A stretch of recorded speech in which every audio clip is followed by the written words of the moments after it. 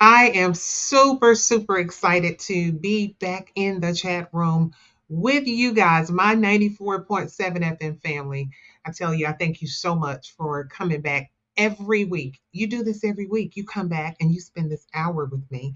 And I just cannot say thank you enough because, as you know, I could not do this without you. So thank you, thank you, thank you. Much obliged.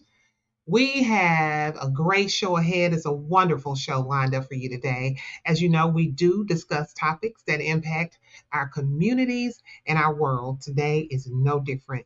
But before I move forward, let me just say, please, I want to encourage you guys, as always, take care of yourselves.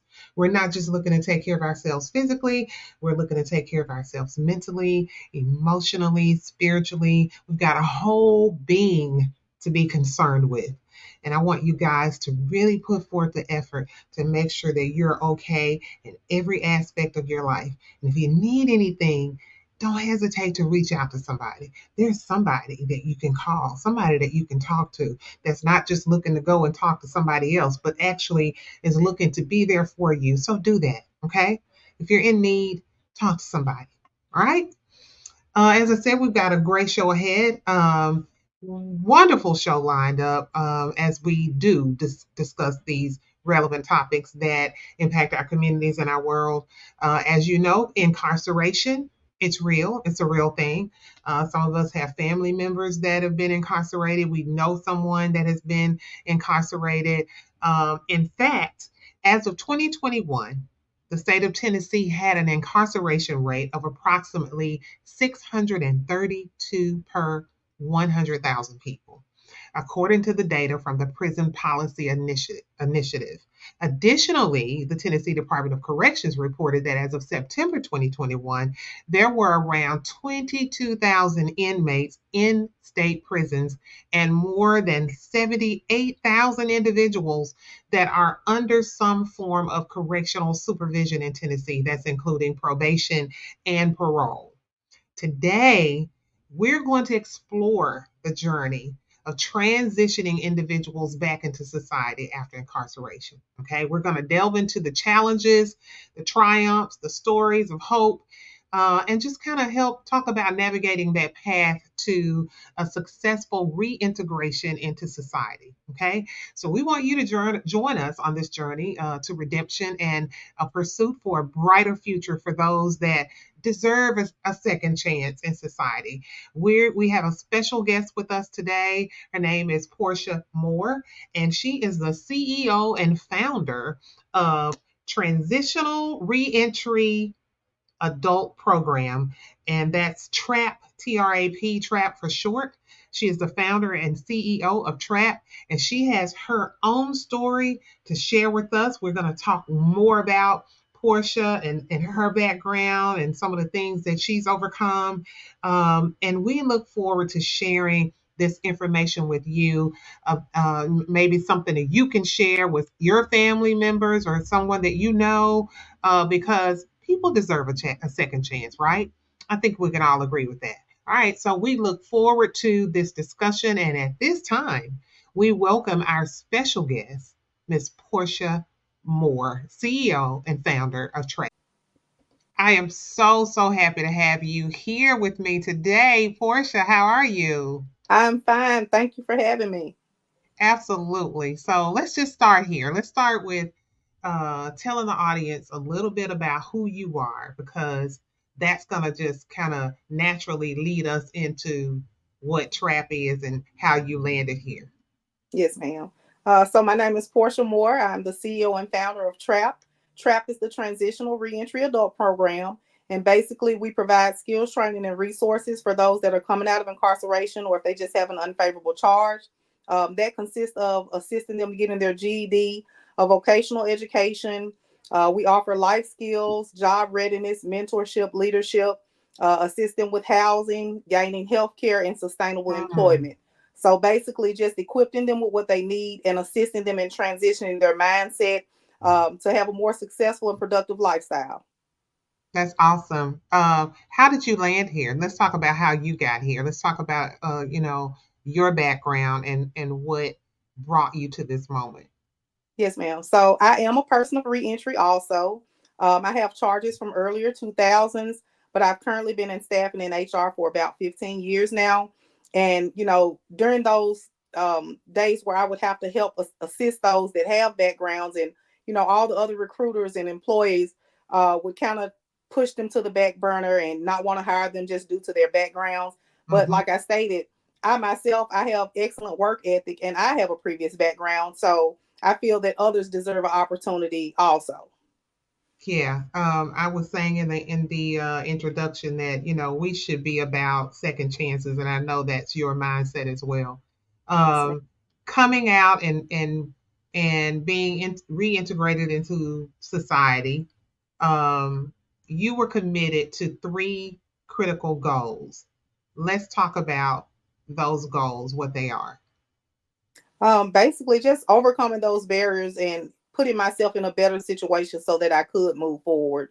A lot of people face housing barriers, employment, transportation, and insurance, and that's really what kind of keeps them at that stagnant moment where they can't move forward. A lot of people are more so sympathetic instead of empathetic, and having an understanding of why they act the way they act, or just respond to different things in different ways.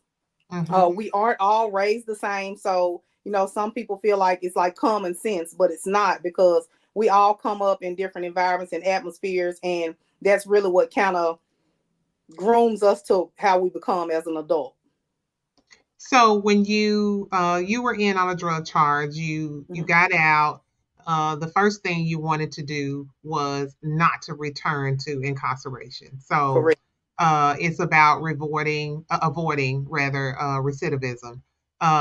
Let's talk about that.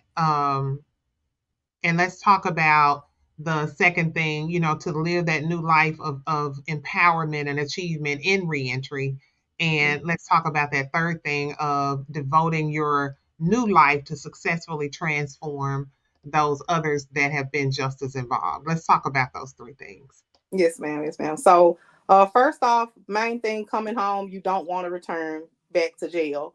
So I came home mind focused. I'm going to get a job. I want to stay out the streets and just get myself together. Well, it's more easier said than done.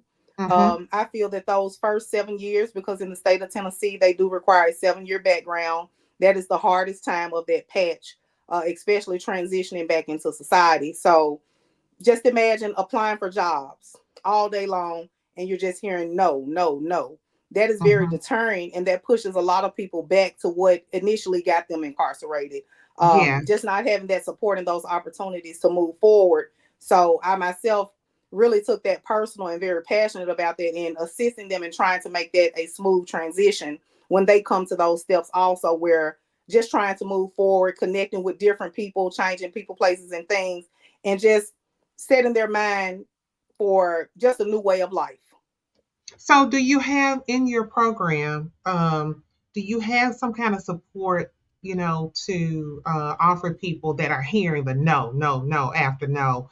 Because that has to be frustrating, right? Yes, ma'am. Yes, ma'am. And I mean, and if you've made up your mind that you want to be better, you want to do better, but things aren't falling in line for you, um, do you have people that are coming to you that are saying, "Hey, I want to do better. I want to be, but things aren't lining up." And Mhm. so, what am I going to do? Yes, ma'am. Every day, and it is very discouraging to them. But I myself try to keep them encouraged. My phone line is open 24/7, because I know a lot of people don't have that support. They're surrounded with negativity. So if they're out applying for jobs and they're hearing no, but you have a friend sitting next to you and they're saying, "Well, don't worry about that. We can go do this, this, and this, and we can get some money fast." Those are the Hmm. situations and people that we're trying to avoid when you are trying to transition into a better way of life. And my advice for them is, just to make their circle smaller, and you have to stay focused and stay positive. When you go into these interviews and things like that with a negative mindset, that's the result you're going to get. So I tell them to stay encouraged and go in confidently, and just teaching them different pieces of how to sell yourself, your Hmm. strengths. Make sure you Hmm. share your strengths with them. If you have any weakness, tell them that those are things that you're also working on to strengthen, to make yourself better, to move forward in the workforce. Are you connected to any agencies that are committed to employing people that are being reintegrated into society. Yes, ma'am, most definitely. So, with my 15 years of HR and staffing experience, I think that really groomed me for where I'm at this point in my life. I do have several community partners as far as employers that understand what exactly TRAP is and what we offer to the population, and they Mm-hmm. do give them those second chance opportunities. I work with Milwaukee Tools. I work with Home Depot. I work with several different upscale restaurants, not a McDonald's or Burger King, anything like that, but Olive Gardens, Red Lobsters, those restaurants have pretty decent pay that they're able to, live a comfortable life. So Mm-hmm. I just try to set them up for success with those type of employment opportunities. Everyone's not ready for the warehouse. Some people have been incarcerated so long that they're not physically or mentally ready. Therefore, I have to groom them and equip them for what they need to be able to survive in the workforce. Conflict resolution and things of that nature, just so they don't go in with a negative mindset and understand that it is much different from the street mentality that they may have had previously. Mm-hmm. Can you share any success stories for any individuals that may have participated in the TRAP program? Most definitely. I have a man by the name of Mr. Presley. I worked with him through the Daily Reporting Center down on corporate, where they are sent to that program for at least a year plus through the courts. I went in, met with him doing life skills classes. He was doing pretty well as far as participating, so I offered him a position at Milwaukee Tools. Mm-hmm. He filled out his application, and Mr. Presley has been currently working there almost a year now and That's has been awesome. moving and growing with the company.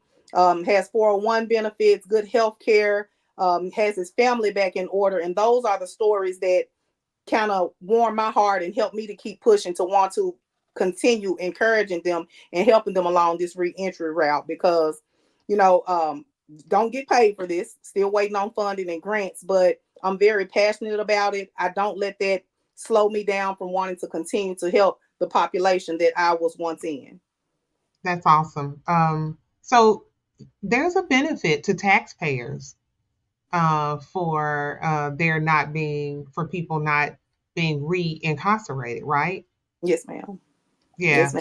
ma'am. So talk about that a little bit and as being one of the positives for why we want to help people as Mhm. opposed to just leave them hanging, and Yes, not ma'am. supporting people that could easily be reincarcerated. Mhm. So our main goal is to have them as productive, law-abiding citizens. Mm-hmm. And what I do is I try to let the employers know that there are several perks to them hiring an ex-felon. Mm-hmm. There's federal bonding. Federal bonding is like an insurance that you could put on them from the day that they start working, where if they damage or any theft comes about between $5,000 and $25,000, it will be covered. And that is in all states. A lot of employers just don't want to take out the time to complete this 2-minute form that will cover them for anything that they think may happen. Mm-hmm. Also, they get a WOTC, a tax write off for hiring a felon, and I think that's maybe a few $1,000s. So you're getting a lot on the back end for just taking a chance on them. And what I've learned is for the ones that I've gotten employed, I have about an 80% retention rate for the ones that do have employment now. Okay. And when they come in, people are kind of leery because they're ex felons, but once they see Mm-hmm. their work ethic and how bad they want it and just thankful for their opportunity, they see that they're pretty good workers. And that's when the overtime kicks in and then the promotions come. So I just try to keep them encouraged and tell them, when I open these doors for you to get on these jobs, go in there, work your butt off, and let people see another side of you to where there will be no judgment. Mm-hmm.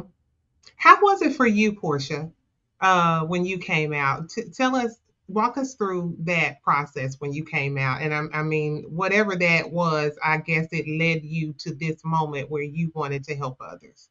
Yes, ma'am. Basically, like I said, that first 7 years, it was rough, just constantly hearing no's or taking jobs where you didn't make much money. I've worked in other people's name just to make some money. Like it's almost like you're doing whatever you can do to do it right and get it right. But I will Mm-hmm. say my first opportunity where I saw things kind of taking off, I was like the normal peak season worker. I worked maybe September, October, November. And the rest of the year I was just doing my thing. But the fifth year I had went back to this same company, and I was working through Randstad. They no longer had the contract. It was another agency in there. So I went Mhm. in the interview, and I really felt like the lady was trying to deter me because she kept saying these are long hours, and we work 30 and 40-day stretches, just a lot of things that'll make you say, no, I think I'll pass. But I Mhm. told her, I said, I've been working out here for quite some time. I know how the pace goes, and I know what to expect. So she Mhm. gave me a chance as a team lead. So I think I was making maybe $14 an hour. I did that, and the whole time through peak season, they were like, "They're gonna keep you. They're gonna roll you over. You'll be permanent soon." So I didn't miss a beat. At work Mhm. early, stayed late, all that good stuff. Well, Mhm. when peak season was over, I got laid off too. So it kind of put me in a little funk. But I had gotten kind of cool with the one of the recruiters there. And I reached Mhm. out to her around January, and I just told her, like, man, they let me go too. I need something. So she said, Portia, I got something out here at ICOR. She said, it's not a lead position or anything like that, but it's something to put some money in your pocket. So I Mhm. took that position. It was making $9 an hour, Miss Rhonda. And that second day, I remember it clear as day.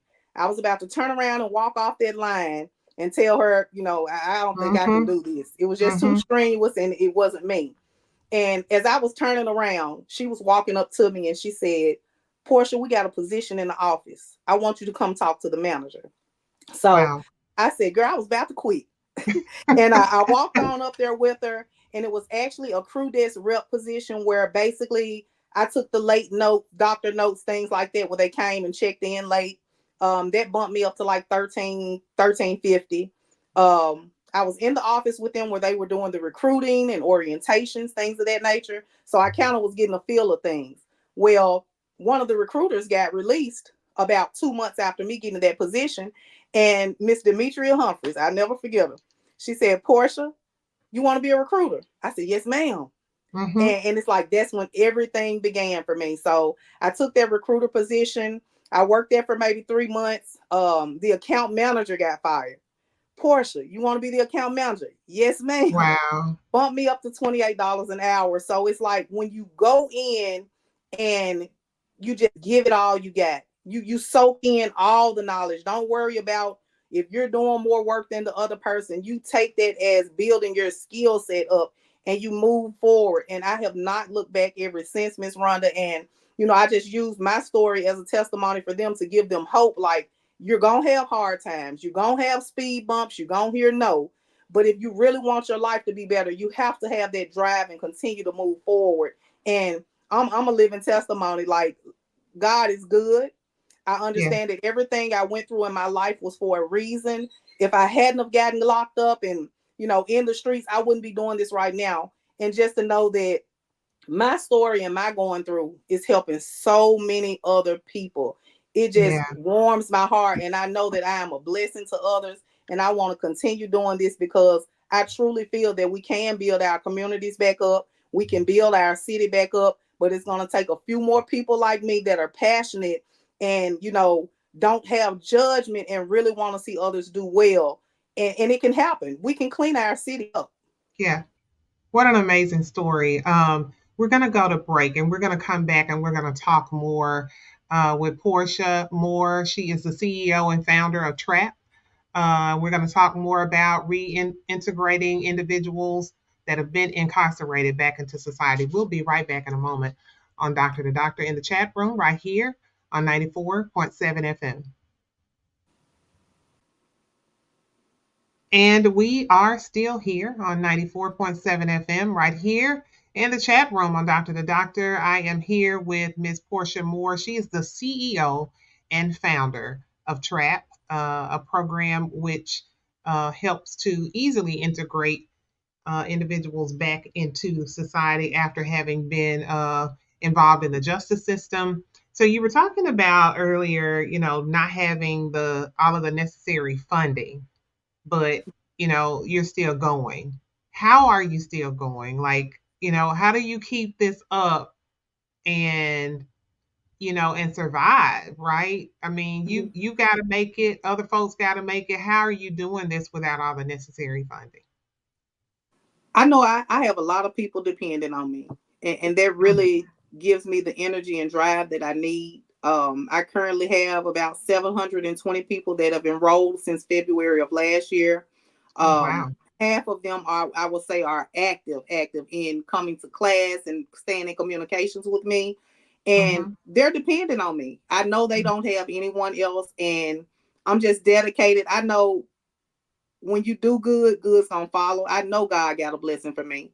I know He Mhm. did not bring me this far with sitting at the foot of my bed with a thought of starting a reentry to get to this Mhm. point for nothing. So I'm trusting the process, Miss Rhonda. Um, I know it's not gonna come when I want it, but I know it's gonna be right on time. So that is Mhm. what I continue to tell myself daily, and it's working for me. It's Mhm. working for me. I just know what I have in store, and I'm prepared, and constantly getting prepared because I know I have a lot ahead of me. What kinds of fundings are you seeking for this type of program? Um, Basically, any kinds that can help me to expand my mission.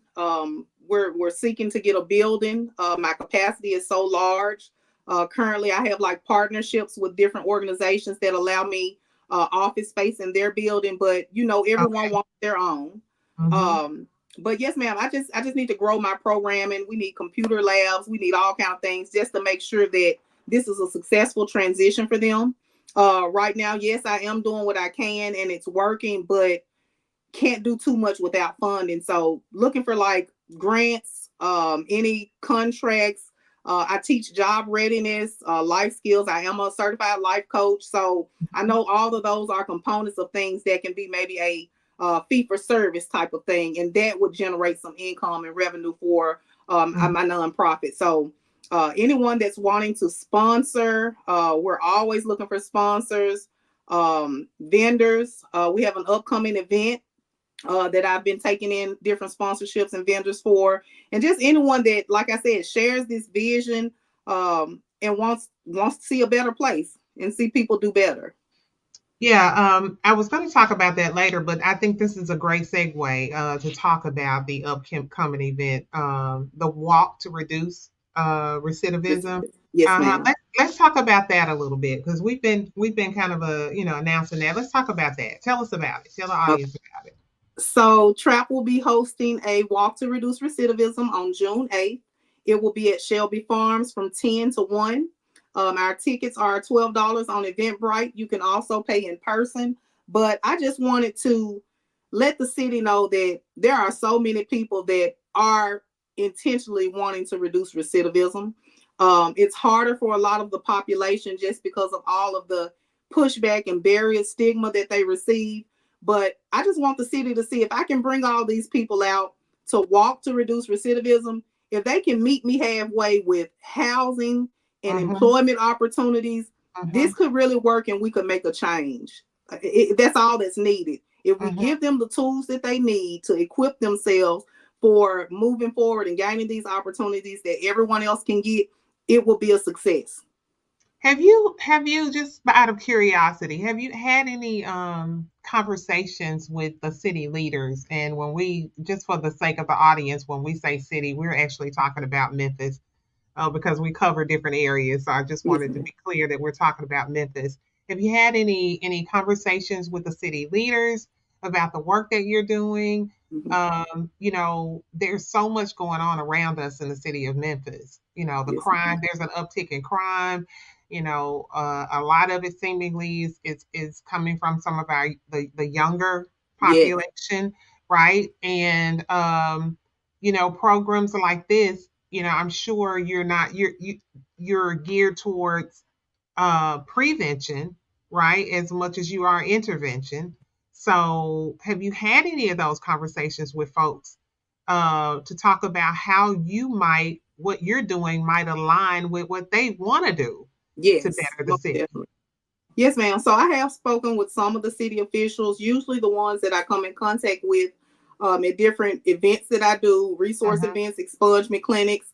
mm-hmm, I'm trying to get a hold of Paul Young. I've been calling out for him mm-hmm, because I feel like everything that's going on here in the city in Memphis, this will be a great opportunity to get a hold on some things. And mm-hmm, just with me seeing the outcome of the ones that I've worked with that have made a a very sacrificial change in their life, and you can see it. I've Mhm. had people that I've never had a job before. I've sold drugs all my life. I get Yes. them a job and they're still on it a year later. So we just need the opportunity. So I would love to speak with Paul Young and Yes. anyone else that can help me to make this change. But I'm in the right places at the right time. And like I said, just waiting on that one person that shares my vision that can really make this move for me. Let's talk about the trap reentry process. There are Okay. three phases. All right. So walk us through those three phases. Okay. Okay. So there are three phases. Our program, it goes up to 12 months, but if they do complete the program and still need assistance later on, you're always in trap program. We'll help you with whatever you need. Okay. Phase one is the embrace phase. That's where they do their enrollment, intake, orientation, and onboarding. I like to meet with them one on one so I can kind of build a relationship with them to get a better understanding of them. Mm-hmm. Phase two is the immerse phase. That's where we do the IRAP assessments and treatments. We have mental and substance abuse therapists that do assessments on them to kind of see where they're at, if they need to move forward with therapy sessions or if they are able to move along to phase three. Phase three is the evolve portion of the program. That's where we do the professional and personal development, career development, offboarding process, their job readiness, leadership, just all the courses that we have for them. And at the end of that Evolve program, our main goal is to have them with sustainable employment and housing. So you said it's a 12-month program. So, Up to and 12 months. up to 12 months. Yes, ma'am. Okay. So when they are coming into the program, if they are talking to a mental health professional or whoever they're talking to, are these folks that are actually volunteering their time too? Correct. At this moment, I'm very thankful that God has placed the right people in my life that are willing to volunteer their time until I do get funding. Mm-hmm. Um, I work with Miss Bernita C. Excellent therapist. She makes time for my clients to come in, and she also works virtual. And those assessments are submitted to the judges and the courts, probation offices, things of that nature, so we can try to get a hold on some things because a lot of people are suffering from mental illness, and that is a major key in reentry also. But that's a whole nother story. Mm-hmm. But just to see where the problem is, to identify the problem, to not ask people why did you do that or what's wrong with you, but find out what happened to them. We have to get to the Oh. root causes of things. Mm-hmm. Yes, ma'am. So how many inmates successfully navigate the reentry process and don't return to a state prison or state facility? I would say I'm at about an 85% lower rate of recidivism. Okay. And Um, the couple that I have had to return, it was nothing of, I'll say, an additional crime that they committed, but maybe a violation or something, maybe with their fines or something simple. It hadn't been anything like picking up additional charges. mhm. Would you say that the system is broken? Yes, ma'am. Why?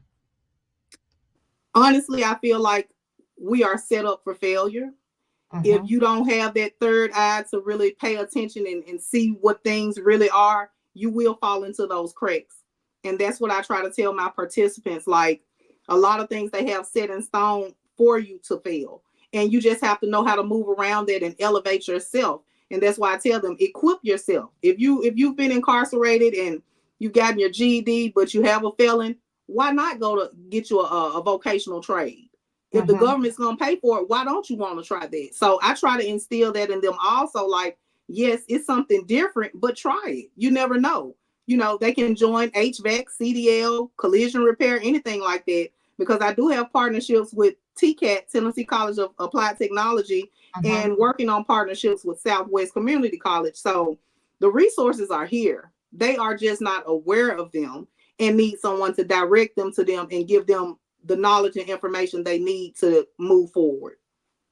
I ask you, that question was prompted from your statement about somebody maybe they couldn't pay some fees, right? And then they end up going back. Mm-hmm. If you if you come out of prison can't find a job, why would anyone expect you to be able to pay any types of fees unless they can guarantee you Employment. employment? And that's why I'm saying they will set you Like up for this failure. ain't rocket science. This is just Mm-mm. kind of one plus one is two. Yes, ma'am. And that's why I tell them, like, you have to have a plan. If they don't have a plan before they're released from incarceration, they will fail. They will fail. They have to have things structured. And a lot of them, the places that they have to return home to is not the atmosphere that they need to be in, because it will make them go back. So I just feel like, as far as the system, all the money that they're spending out, let's line them up for success. Let's get some more transitional housing, and not the ones that are run down where you're in the same area you left. Let's put them in a better space. Let's show them how to take care of things, and just enjoy being in a new atmosphere. And I've just found that that works, because you don't have to be stern and strict and hard on them. I'm Miss Portia to everybody. I have not been disrespected by any of my clients, and I work with a lot of men. Mm-hmm. Total respect. And when you give respect, you get it back. And I just feel like if we show them a softer, kinder side, they will be okay. So, are there not programs internally that when they know someone is about to come out, Mm-hmm. they start to prepare them for that transition? Yes, ma'am. There are programs. There are some programs, but I don't think there are enough of them. Mm-hmm. And what I've noticed is a lot of the larger organizations are the ones that receive all these hundreds of thousands and millions of dollars for these individuals, but they're not seeing it. Mm-hmm. We're not seeing how that money is spent. But then we have a smaller organization like myself, and I'm grassroots. I'm out here doing what I Mm-hmm. can. What little Mm-hmm. money I have, I'm paying for IDs and things like that for them when they need it, and gas and Yeah. food. But it's hard for me. So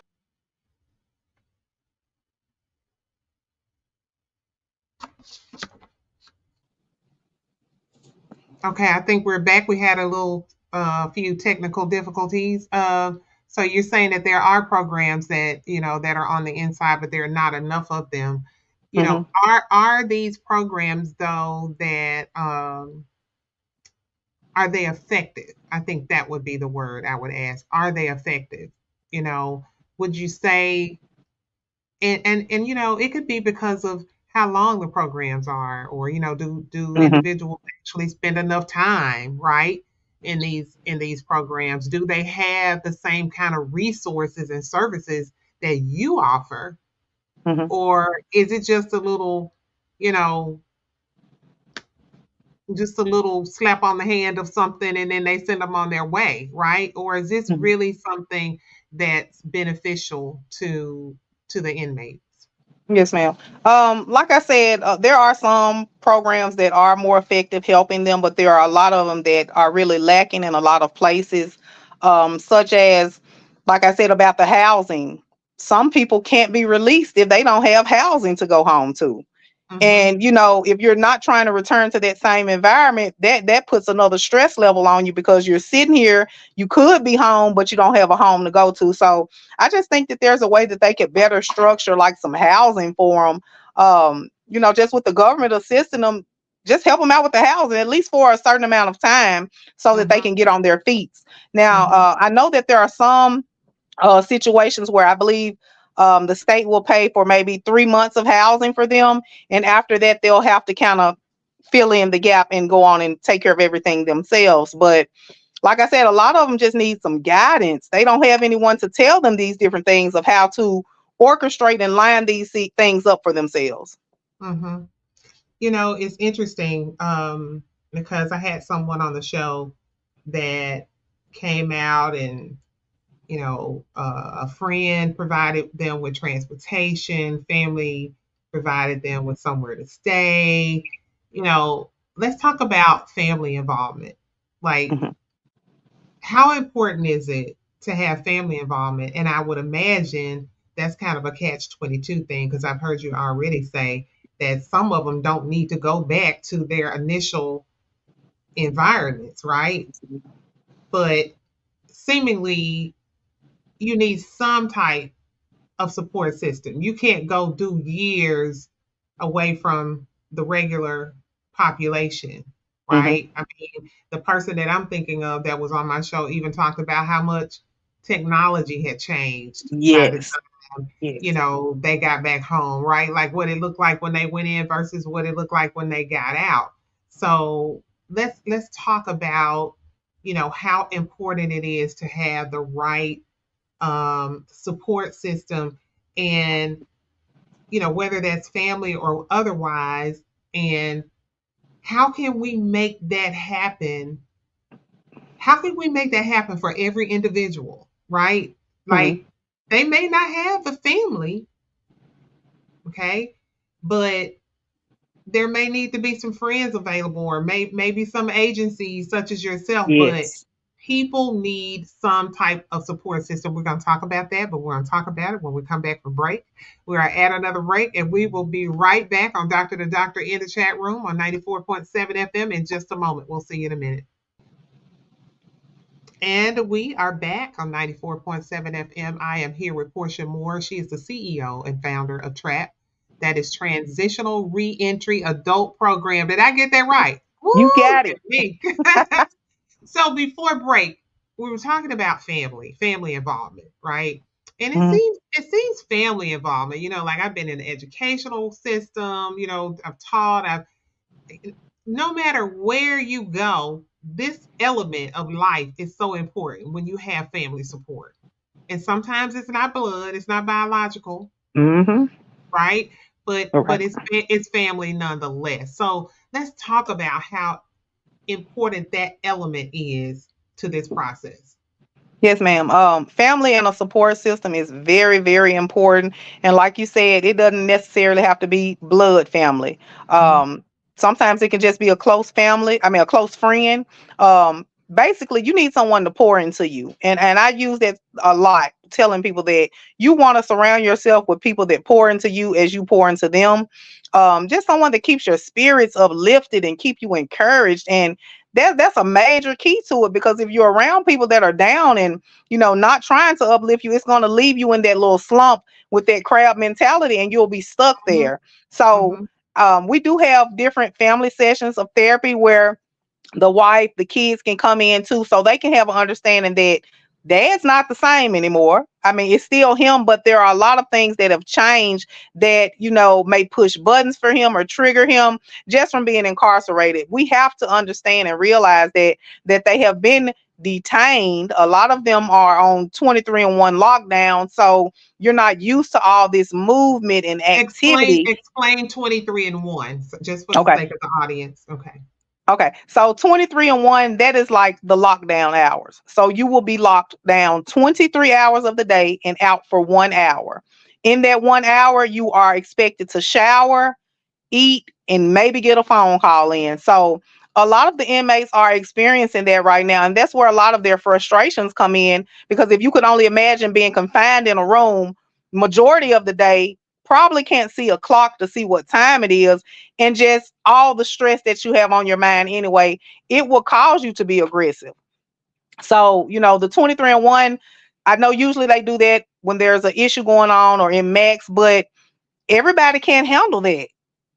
So that's an experience itself, and that's why I said it's traumatizing to a lot of people, and that's why they come home and are institutionalized. As far as where they're not very social, if you've noticed that they want to stay to themselves, maybe stay in one room, they don't want to really get out and interact with the family, let alone go out like into the city. So we have to realize that, and let them move slow and pace themselves. And that's what I tell the people, my friends and family that have come out of incarceration, like, move at your own pace. Don't let anyone rush you to start getting out and going out. Like, move at your own pace, because if you start moving too fast, you're going to slip up and return to where you left. So I stress that to them a lot. Do you think, would you say we should reimagine how we handle folks that have committed crimes based on the crimes? that they commit. And I say reimagine it because, people such as yourself, you went in on a drug charge or whatever. If nobody was hurt, right? It was nobody physically hurt or whatever, but I don't know all of the details of it, but I'm thinking about why would somebody like that be locked up for 23 hours, right? Because I know there are probably situations where the crime, the punishment doesn't fit the crime. Correct. Yeah. And so what are we doing? So when you talk about mobilizing our communities and rebuilding our communities, but we're having to do it with folks that have been institutionalized. Some folks that have been institutionalized.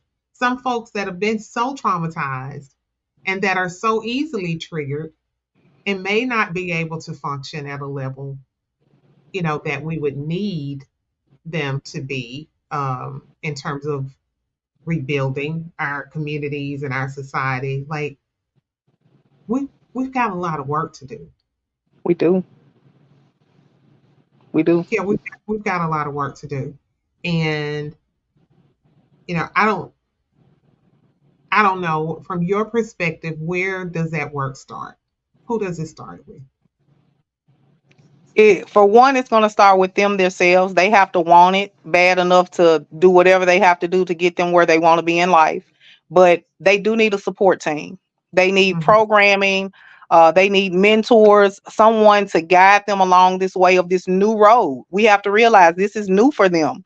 So we have to be patient and we have to walk along the side of them until they get exactly where they need to be. Do you get involved in, lobbying for, new legislation? Do you get involved from a political perspective or no? I'm just really learning about politics. I have to be honest. I had no clue about them, but I see that that has a lot to do with everything, Mhm. especially with getting bills and laws passed to, change some things around and also the funding part of it. Yeah. Um, when we were talking earlier about family, I was also thinking about, you mentioned the institutionalized piece of it and how, families have to keep that in mind. Do you have any stories or that you can share Damn, where, so yeah, do you have any stories that you can share about someone that you work with that was institutionalized and how you've been able to help them navigate through this process? yes, ma'am. And that's the whole goal, just assisting them to navigate with this transitioning back into society. Yes, I have a young man. I think he did 18 years. Totally lost when it came to a cell phone. So I had to give him like the basic one, two, threes of cell phone, email set up. I had him set up for a job interview, but like I said, he's not very sociable. So it was actually for Home Depot, and he just kept saying, "Miss Portia, do you have anything? Like, I'm not used to being around a lot of people." And it's just, he was very uncomfortable.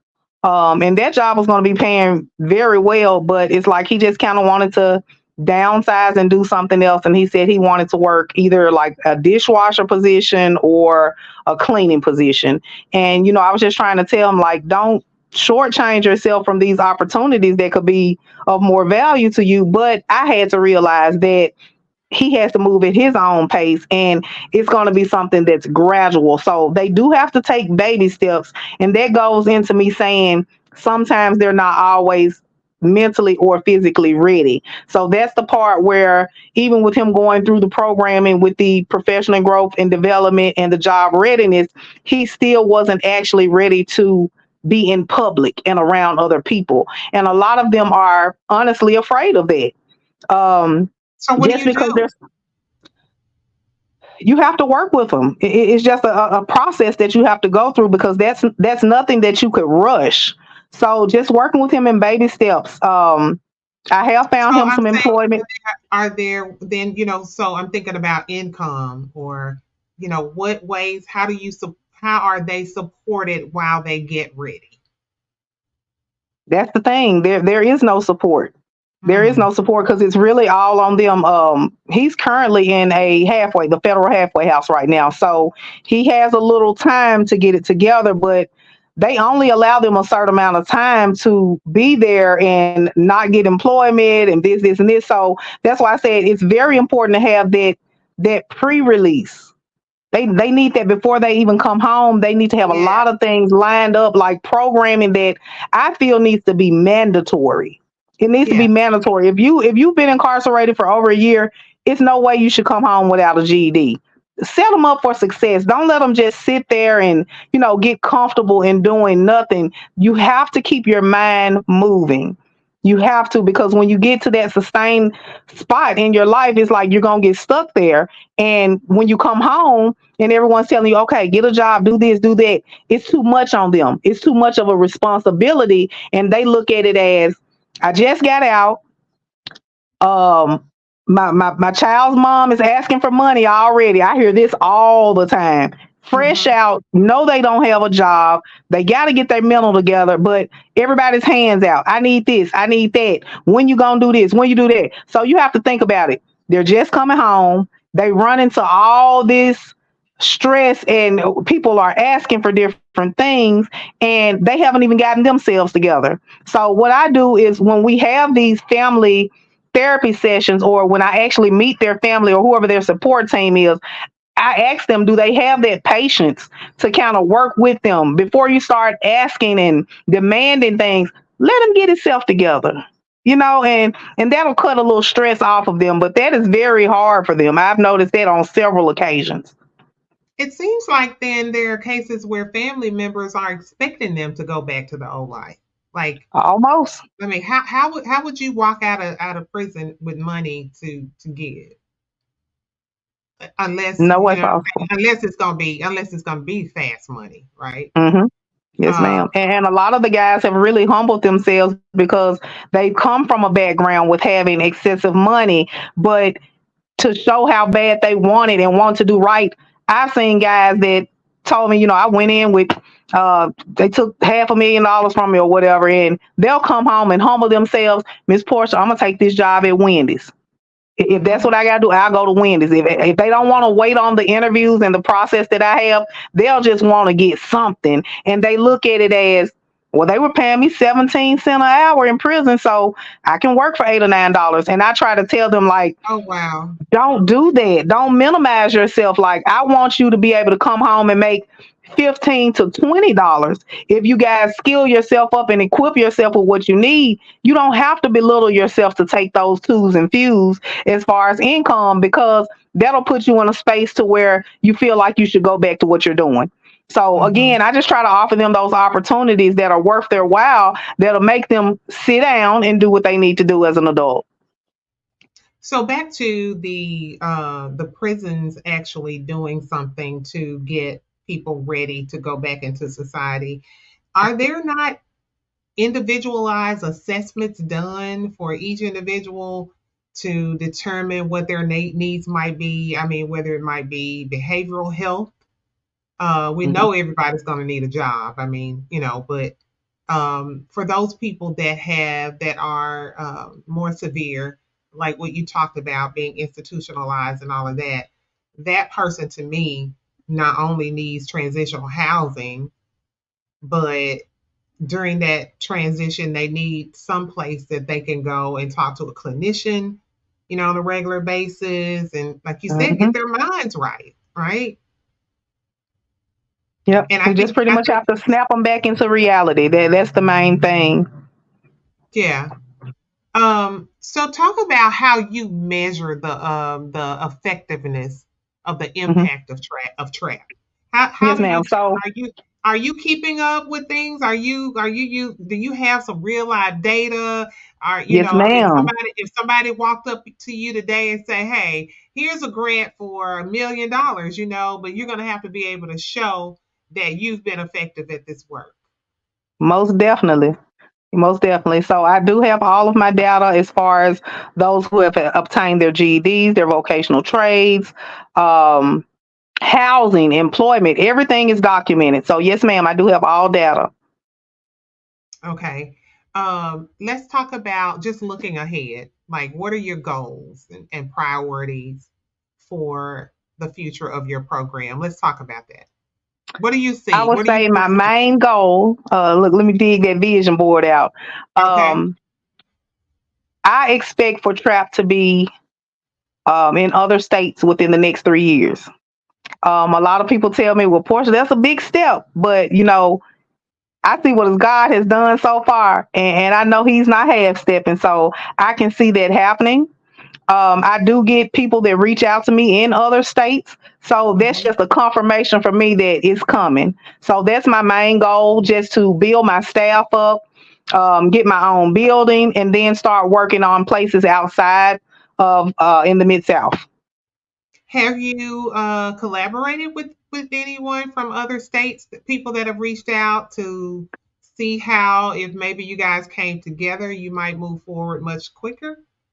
Uh-huh. Yes, ma'am. Yes, ma'am. So I always tell them collaboration is key. And it's funny that you said that because I have been in contact with a young man based out of Charlotte, North Carolina. And I Mhm. think it's Freedom Ministries.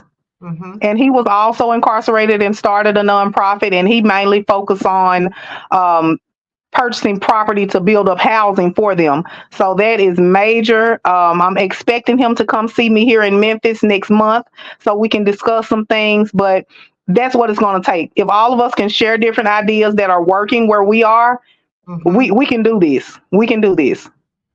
So, with that said, tell me what the perfect reentry program would look like.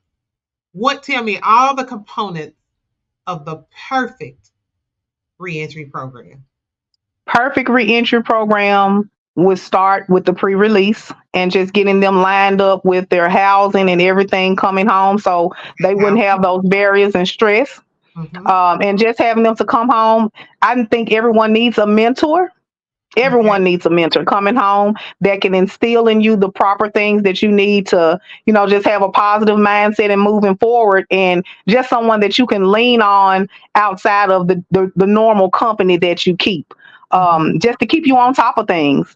Mm-hmm. And from there, just knocking out, getting those different courses that you need, that job readiness, all that preparation to get you to that point where you get that employment, and then things start falling in place for you as far as with your family, people getting their children back, getting their families back as a whole, and that being able to move forward, doing things the right way.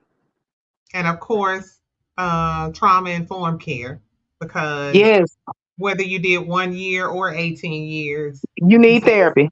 you need therapy.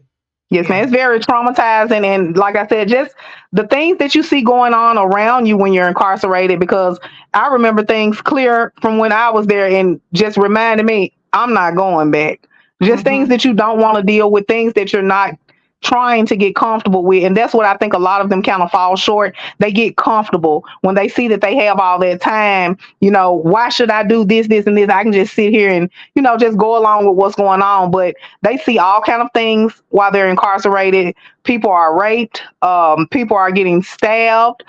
People are overdosing on drugs. There are all kind of things going on that you might be sitting next to someone and seeing all this going on, and people think that, oh, you're okay, but that's trauma. That is trauma, and we have to realize that. So we're coming to the end of our discussion. Before we go, let the audience know if they have a family member, or even if it's them and they want to get in touch with you, they want to get into the TRAP program, how do they do that? Yes, ma'am. So I can be reached. My email is Portia Moore, PortiaMoore at trapevolution.com. You can go on my website at www.trapevolution.com. I do have a few connections in Jackson also. So you guys Jackson, are welcome to Tennessee? Jackson, Tennessee. So you all Awesome. are welcome to reach out to me. But like I said, I'm on Facebook also under Reentry is Key, like a first and last name. Transitional Reentry Adult Program on Instagram. I'm on TikTok, all the social media, pretty easy to get a hold of. So if you have friends or family that are coming home from incarceration or have unfavorable charges, and they're looking for someone to put them in a better space in life so that they can move forward, have them to reach out to me, Portia with Trap, and I would love to be of assistance to them. And like I said, I just want to be a blessing to others. And one other thing I like to say is reducing recidivism requires relatability. So no Mm. one can tell you better than someone that has gone through it. And that's pretty much my motto and what I'm sticking to. So I would love to help you all out, and we can make this world a better place one by one. Absolutely. Thank you so much for being here today. A lot of good information, guys. Remember, if you want to reach out to Portia at Trap, you can email her at Portia, Portia, more at trapevolution.com. You can go to her website at Hmm. www.trapevolution.com. You can hit her up on Facebook at Reentry is key. That's like a Hmm. first and last name. Ooh, look at me remembering this stuff. I ain't that On old it. yet. Uh, so if you know somebody in Jackson, Tennessee, I know y'all are listening in. You heard it here. If you need help or know someone that needs help, reach out. Reach out. I said that to you guys in the introduction today. Whatever you need, we got to take care of our holistic selves, our physical selves, our mental selves, our emotional selves, and our spiritual selves. And if you need somebody, just reach out your hand, right? Somebody will be there to help. So glad that you guys came back to share this hour with me. I look forward to seeing you back here next Saturday, same chat channel, same chat time, right here on Doctor to Doctor in the chat room on 94.7 FM. We will see you then.